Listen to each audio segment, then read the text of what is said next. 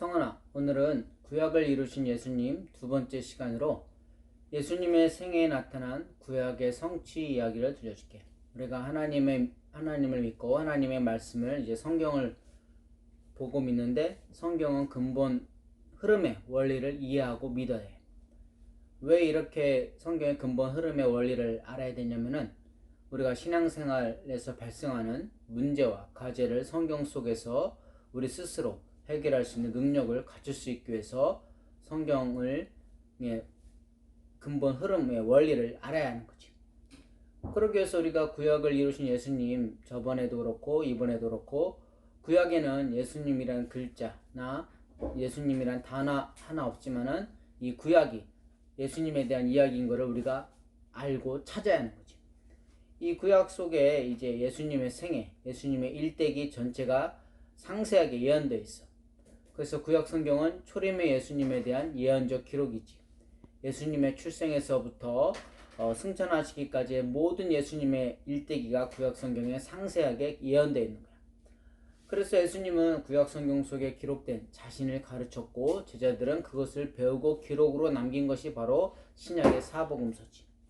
그러면 우리가 이제 예수님의 생애에서 구약에 들어있는 것을 이제 보면은 첫 번째로 예수님이 어디서 태어나셨는지.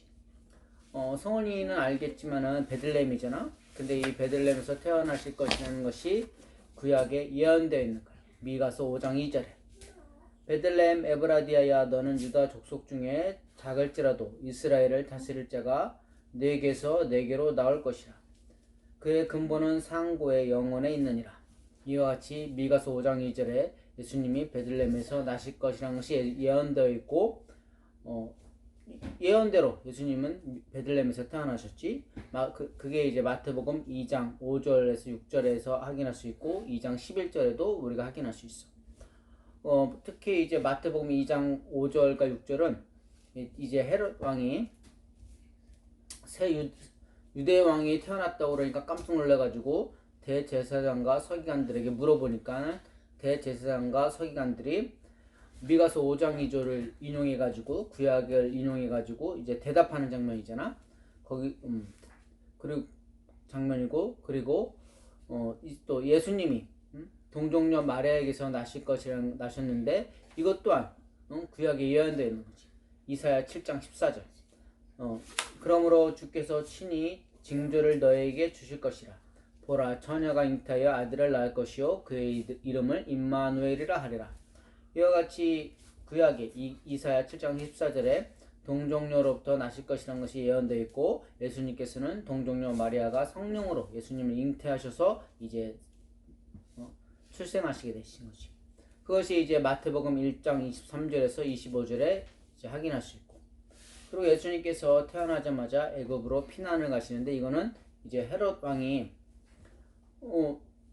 새로운 유대 왕이 태어났는데 그 누군지를 모르잖아. 그러니까는 그 태어난 곳은 아니까 베들레헴이라는 건 아니까 베들레헴 근방으로 해가지고 2살 아래 아이들을 전부 없애라는 명령을 내리니까는 하나님께서 천사를 시켜가지고 예수님을 애굽으로 피난 가게 하시지. 근데 이 애굽으로 가시는 것도 이제 구약에 예언되어 있는 거야. 호세아 11장 1절. 이스라엘이 어렸을 때 내가 사랑하여 내 아들을 애굽에서 불러냈거늘. 이와 같이 예언되었고 이제 예언대로 애굽으로 피난 가셨고 그것이 이제 마태복음 2장 15절과 16절에 우리가 확인할 수 있는 거지.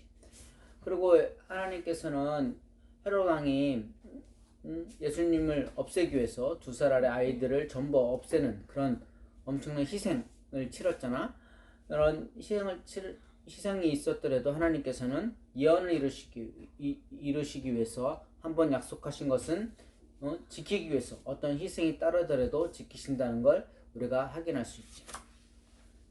그리고 예수님께서 처음으로 사역한 장소가 이것 또한 구약에 예언되어 있는 거야.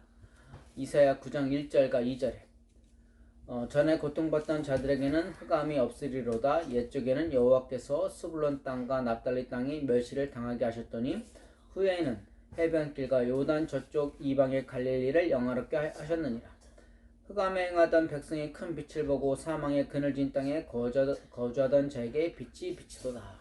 이와 같이 예수님께서 첫 사역하는 장소가 갈릴리, 아주 가난한 어촌 마을인데 여기서부터 예수님께서 이제 공생애를 시작하시면서 처음으로 복음을 전하는 장소가 갈릴리로 예언되었고 예수님께서는 예언대로 갈릴리에서 이제 복음을 전하신 거지. 이것이 이제 마태복음 4장 15절에서 17절까지 나와 있고 우리가 확인할 수 있지. 그리고 예수님께서 예루살렘 성 입성하실 때 나귀 새끼를 타고 들어가셨잖아. 그런데 이것 또한 구약에 예언된 스가랴 9장 9절.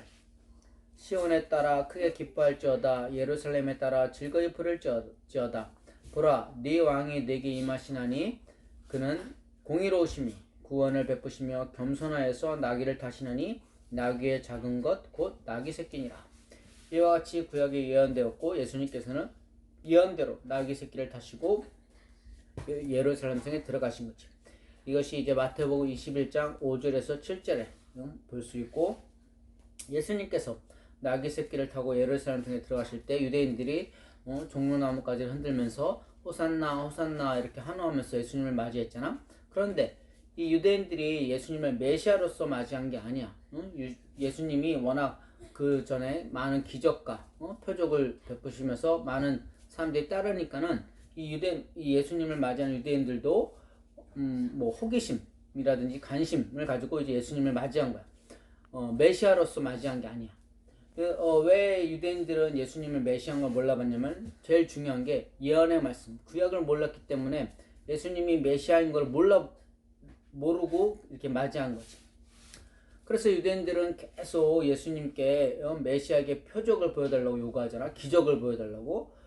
특히 이제 서기관들과 바리새인들이 예수님께 표적을 메시아의 표적을 보여달라고 하니까는 예수님께서 마태복음 12장 38절에서 40절에 요나의 표적을 보여주시겠다고 하셨어. 여기서 말하는 요나는 이제 구약의 요나 선지자지. 이 요나 선지자가 니느웨로 가라는 하나님의 지시, 명령을 받고 그걸 거부하고 배를 타고 도망가다가 풍랑을 만나서 고기 뱃속에 3일 동안 있다가 회개하고 다시 니느웨로 가서 복음을 전했지. 그 요나 선지자의 표적을 예수님께서 보여주시겠다는 거야.